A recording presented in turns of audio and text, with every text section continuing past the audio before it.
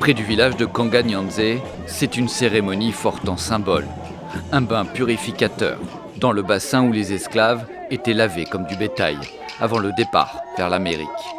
Aujourd'hui, leurs descendants reproduisent ce rituel.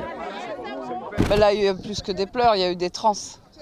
Donc c'est dire combien ces choses-là sont mystiques et puis marquantes pour cette population, parce que la dame qui est tombée en transe là n'est pas Bonnie, hein. C'est une créole.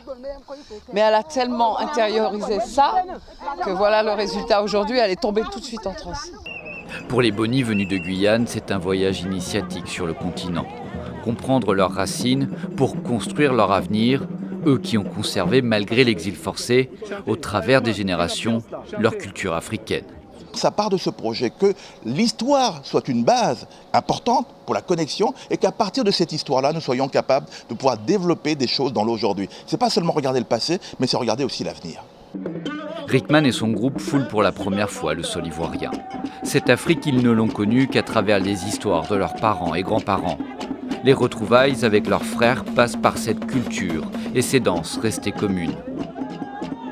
Nous, les Noirs marrons, on est toujours attachés à l'Afrique par rapport à nos pratiques ancestrales, mais on a besoin de mieux connaître la terre de nos ancêtres, et pour pouvoir mieux, on te dit, si tu ne connais pas d'où tu viens, tu ne peux pas savoir où tu dois aller.